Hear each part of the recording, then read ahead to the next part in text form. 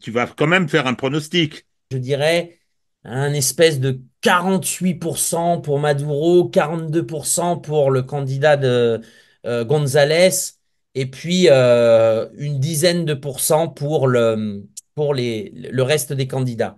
C'est-à-dire une marge qui donnerait Maduro vainqueur, n'est-ce pas? Alors vous allez me dire, mais ce type est fou, tous les médias disent le contraire. Ben oui, on verra, hein. Sur le Venezuela, je ne me suis pas trompé souvent. Bon, il faut reconnaître qu'on ne s'est pas planté de beaucoup. On ne s'est pas planté de beaucoup. On avait annoncé la semaine dernière 6% de différence entre Nicolas Maduro et son concurrent le plus sérieux. Eh bien, les résultats sont tombés. Il y en a 7. Nicolas Maduro gagne avec 51,2% des voix. Son concurrent Edmundo González 44,2%. Et puis, la totalité de ce qu'on appelle les petits candidats, c'est-à-dire les 8 candidats restants, totalisent quant à eux 4,6% des voix, donc pour un total de 100%. Et donc une participation de 59%. Donc ces chiffres sont, selon le Centre national électoral, donc irréversibles, avec 80% des bulletins dépouillés. Voilà.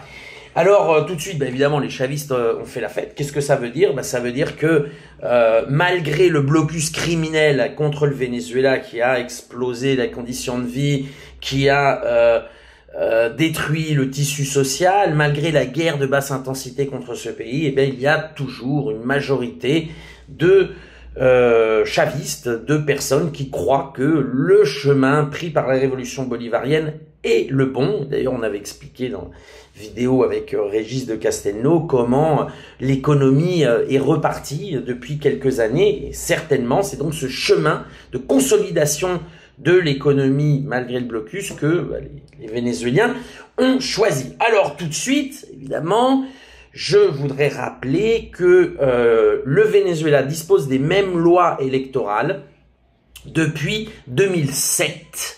Voilà, la loi organique sur le pouvoir électoral a été remodelée en 2007.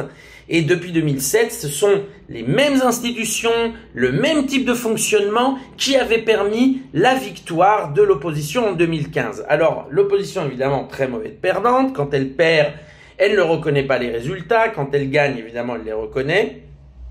Et donc, l'opposition crie à la fraude en disant qu'ils ont gagné à 70%. Évidemment, il n'y a aucune preuve de cela. Sinon, pour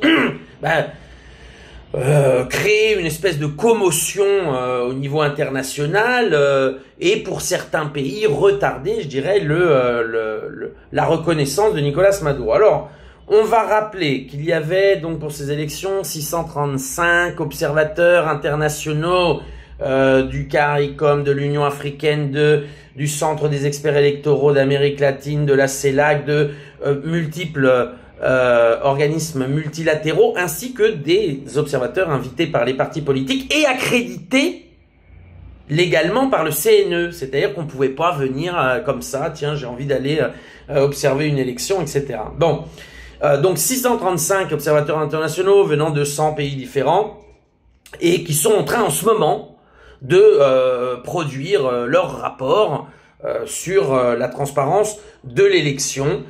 Donc c'est évidemment, comme je disais, très difficile d'organiser une fraude. Pourquoi? Parce que il y a tout un processus d'audit au Venezuela, des audits préalables, des audits sur le système de transmission des votes, donc c'est un vote électronique, système de transmission des votes, sur le montage des machines électorales, sur les listes de votants, sur la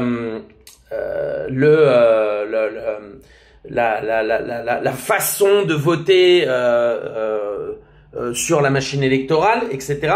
Et puis il y a des audits post, parce qu'au Venezuela, on ne vote pas seulement sur une machine, on vote sur la machine et la machine émet un ticket avec votre vote et le vote est mis dans une enveloppe et dans une urne.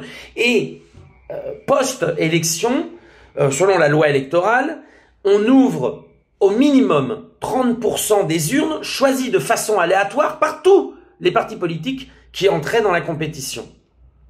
Et depuis 2007, jamais a été constatée une différence entre le vote émis électroniquement et le vote dans l'urne quand on compare les résultats. Voilà.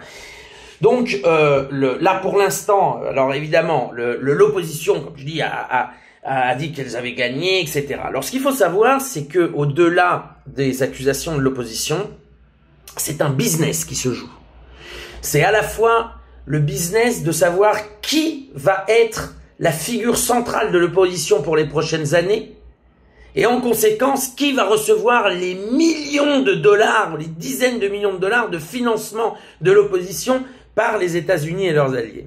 Ça, donc là, c'est ce qui joue en fait finalement entre l'espèce d'appel au chaos et à la violence généralisée de Maria Corina Machado. Elle est en train d'essayer de créer un bain de sang, comme l'avait prédit Nicolás Maduro quand il avait dit « si je ne gagne pas, ça risque d'être un bain de sang », c'était cette opposition raciste, classiste et fasciste va se créer un bain de sang. Bon, là, c'est ce qu'ils sont en train de faire. Pour l'instant, ça ne prend pas, n'est-ce pas? Il est vrai que l'opposition n'a plus la force paramilitaire dont elle disposait par le passé au Venezuela. Et donc, pour l'instant, on est sur des narratives. Alors, des narratives renforcées par les réseaux sociaux. On voit apparaître toute une série de fake news. Donc, dans la région, certains pays, comme en 2018 finalement, certains pays ont reconnu immédiatement l'élection de Nicolás Maduro, la Bolivie, les pays de l'Alba, le Cuba, le Nicaragua.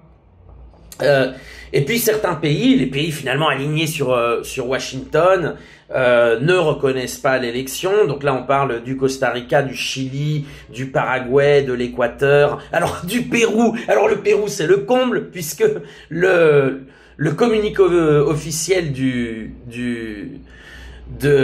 gouvernement de Boluarte, qui est issu d'un coup d'État et dont pour lequel personne n'a voté, donne des leçons de démocratie au Venezuela. Donc là, on nage en plein délire. Mais enfin voilà, on se voit se recomposer finalement les camps, on va dire, pro-Washington ou pro-monde multipolaire. Alors, vous allez me dire, t'as oublié quand même de citer des pays importants comme le Brésil et la Colombie. Alors, le Brésil et la Colombie, à la différence de Boric ou de Milei, qui sont un peu loin, donc ils peuvent jeter de l'huile sur le feu en demandant aux Vénézuéliens en poussant les Vénézuéliens à la guerre civile, il n'y aura pas de grandes conséquences sur la gestion de leur pays, non, à part la folie furieuse de leurs dirigeants. Le Brésil et la Colombie sont frontaliers avec le Venezuela. Donc effectivement, exacerber les tensions, ne pas écouter tous les acteurs, pousser le pays ou repousser le pays sur le chemin d'une guerre civile, de l'affrontement, etc., a des conséquences, des conséquences évidemment migratoires, a des conséquences pour la Colombie dans la recherche par le gouvernement Petro de la paix juste et durable, avec la frontière compliquée qu'il y a entre les deux pays, Venezuela et Colombie. Donc, ils prennent leur temps et ils ont, ma foi, tout à fait raison. Ils veulent écouter l'opposition radicale qui dit disposer de preuves suffisantes pour dire qu'ils avaient gagné. Et puis, ils veulent les résultats finaux. Non, il y a que 80% des bulletins qui ont été dépouillés. Alors on sait bien que ça ne changera pas grand-chose au résultat final, mais ils veulent avoir accès au résultat final, pouvoir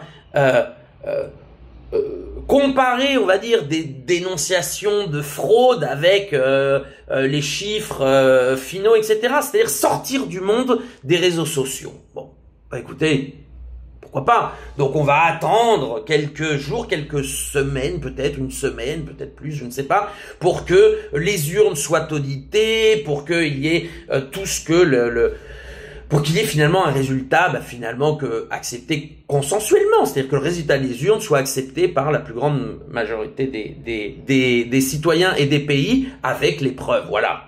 Ça ne changera. Alors, comme je m'étais pas trompé sur le résultat, juste d'1%, je vous dis que ça changera pas grand-chose au résultat final.